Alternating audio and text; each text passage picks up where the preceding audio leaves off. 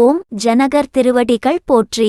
மருந்து பிறவிப்பிணிக்கு தீர்வு அல்ல என்பதைப் பற்றி துறையூர் ஓம்காரக்குடில் ஆசான் மகான் ஆறுமுக அரங்கமகா தேசிக சுவாமிகள் நமக்கு அருளிய உபதேசத்தை பார்க்கலாம் வாங்க.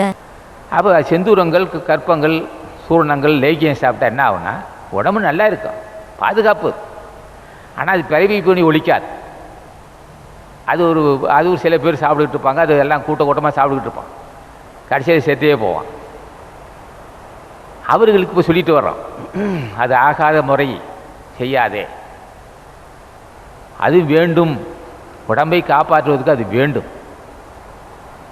அந்த செந்தூரங்கள் சாப்பிடும் போது உடம்புல இருக்கிற உடம்பை ஒரு குளிர்ச்சி, ஒரு நல்லது, ஒரு திடத்தை உண்டு பண்ணும்.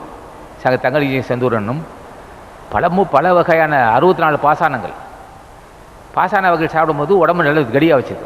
மூலிகை சாப்பிடலாம், நல்லது தான். எதுக்கு மூலிகை சாப்பிட்றோன்னா உடம்பு தான் மூலதனம் தவத்துக்கு.